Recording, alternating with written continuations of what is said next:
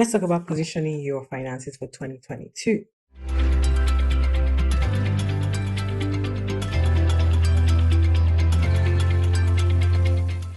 So it's a new year, right? Regardless of how fantastic or horrible your year 2021 was financially, like you have a blank check in front of you. So what this video is about is just helping you, giving you tips on how to position your finances for the new year, for 2022 and going forward. Now, the first thing for you to know is that it's never too late to start, right? They always say with respect to planting that the best time to plant a tree was 20 years ago, but the next best time is now.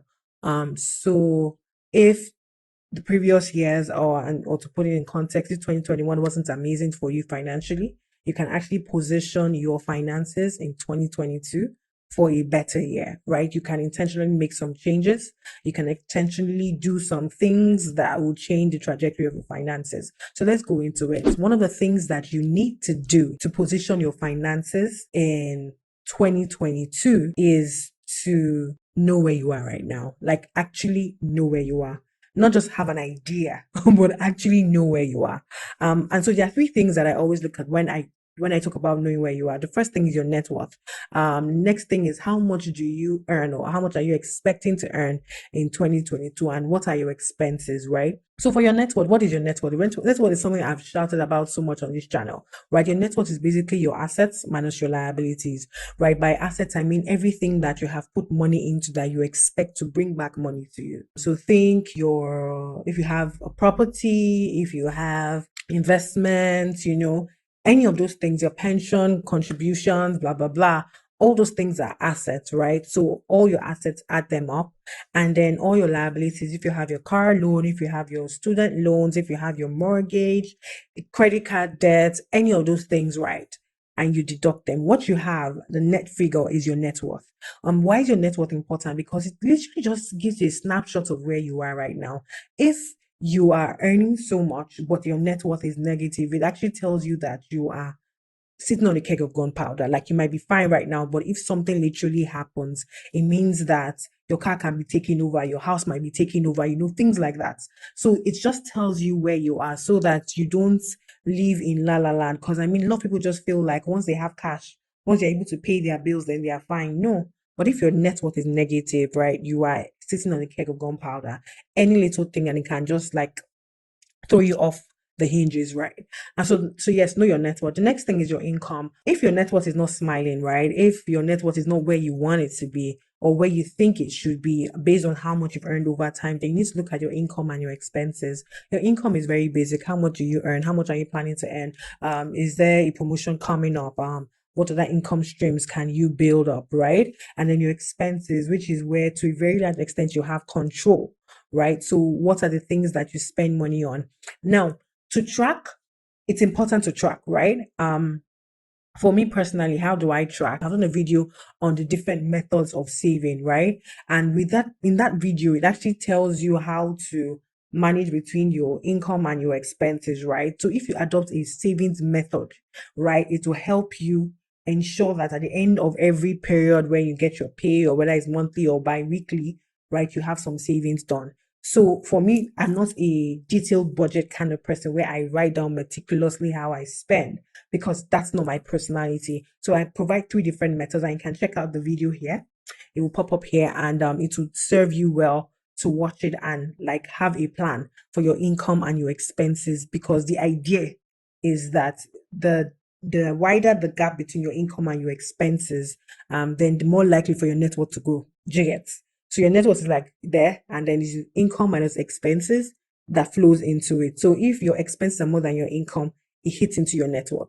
Do you get? Yeah. So the first thing is to know where you are right now. Now, the next thing is that you need to set your goals. Where do you want to be? Like you might have short-term goals, long-term goals, right? But where do you want to be? What kind of area do you want to live in? What kind of properties do you want to buy? Do you want to buy properties? What kind of school do you want your kids to go to? Private school, whatever, right? What are those goals, right? And of course, they're not just ideas, you put a monetary value to them. Some things might be further away into the future, and some things might be now, meaning that you might want to go to school by the end of this year, by September, for example.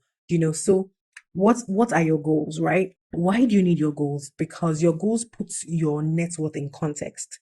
So if you think about it, imagine if you had like a net worth of, let me put it in dollar terms, $100,000, right? And you might think, oh, I'm doing great. I'm doing great to have $100,000, right? But then you decide that you want to go to school, right?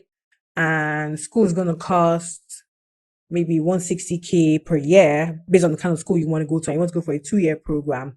And in that period, you will not be working, right?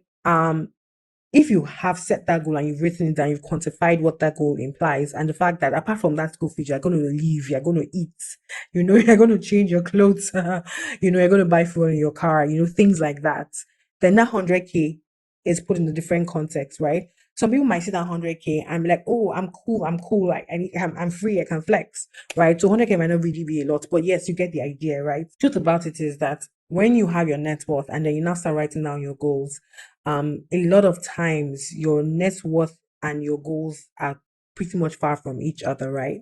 So the next thing, which comes to the next thing you need to do to position your finances, after you've written down those goals, the next thing you need to do is to have a plan. What do I need to do in this year to work towards my goals?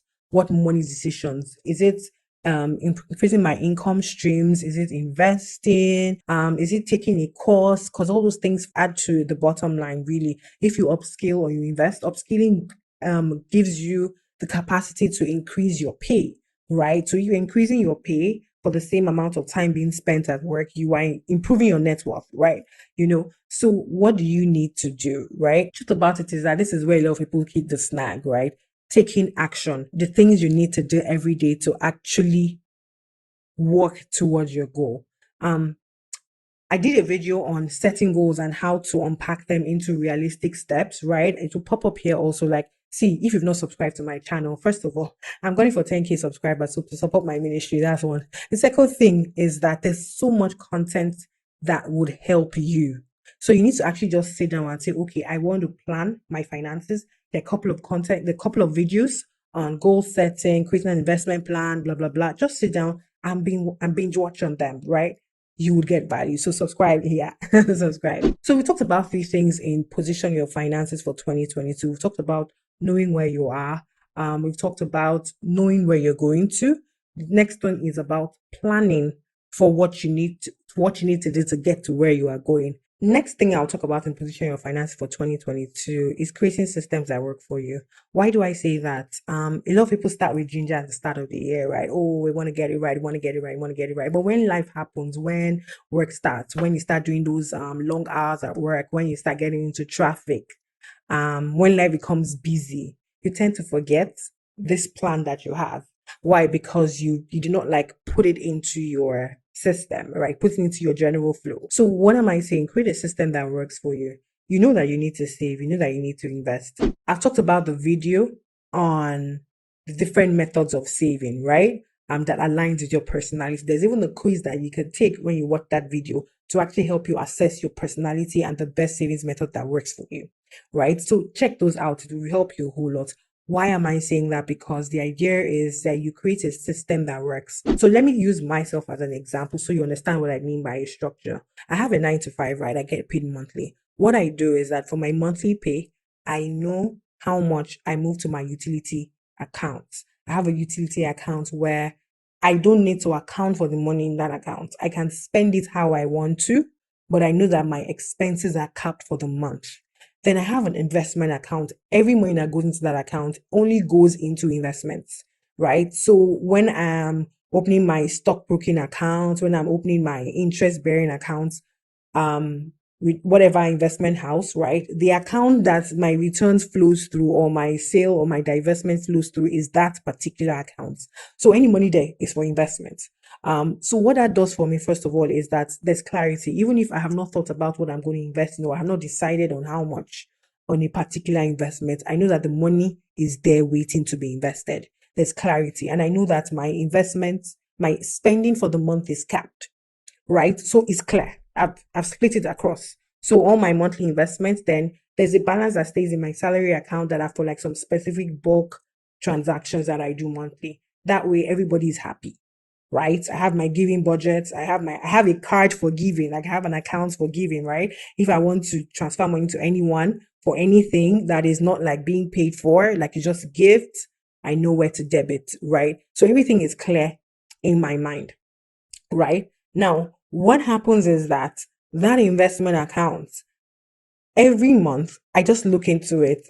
I already have a list of investment assets that I put money in, and I take so I move from that account into those investments. So if it's stock, I move a certain amount, a certain percentage to my stockbroking account, a certain percentage to my mutual fund account, a certain percentage to my US stock account, and everything. So it's so clear that I have a process in my mind, and I know the stocks I buy every month. I know the investments I make every month. I have that, right? Why is that important? Because life is serious, like so many winds blowing, right? You literally cannot be having to think about what you're investing in every month. Now, if you want to have something like this, apart from watching and binge watching my videos and subscribing to my channel, you can join my club, where we'll give you all the investment opportunities and help you set yourself up, right? It's called the Money Week Club, and I'll drop a link in the description box. And you can also feel free to ask me any questions you may have in the comment section and all. So yes, so the final thing is to create a structure that works. Why? To avoid falling off the grid in the middle of the year. Now, the last thing you need to do to position your finances in 2022 is to adjust your mindset. You need to adjust your mindset. What are the mind blocks that people have? The first one that is very popular is that I need to have a lot of money before I start investing. Now, that is a lie, because if you don't know how to invest when you have 10K in your account, you would not know how to invest when you have a million, right? You'll be confused. The money will be idle. You end up investing the wrong thing and the money will disappear. Like, it has happened so many times that I'm not cursing you. Like, I'm not, it happens very well, like every day. And if you are even truthful, you know it has happened to you, right? So let's ditch that mindset. If it's just 10K, if it's just 50K, if it's just $1,000 that you can afford to put away every month, if it's just $100 that you can afford to put away every month, or every time you get your pay, $20, whatever it is, there's just a muscle that needs to be built in your mind around investing. There's just that value in trickles, right? And you need to respect it, right? So I would say, right, kill the mindsets that you need to kill, right? But you need to start. Kill the fear of the stock market. For people that would rather invest in agric than invest in the stock market, I did a post and this year was really horrible. And I would put up a link to my best and worst investments. I talked about the investment that didn't do quite well this year. Check it out also. But then the idea is this, right? You need to be more intentional. You need to bust all those myths that have been stopping you from investing. So what have I really said, right? In position your finances for 2022, the first thing, know where you are, know where you're going, know what you need to do to get to where you're going, create a structure that works for you, that aligns with you. And then finally, you need to bust all those myths and like just take it by the head, like just do it. Trust this was useful. Don't forget that you can't outsource your health and your finances. You have to engage. Bye. I see you in the next video.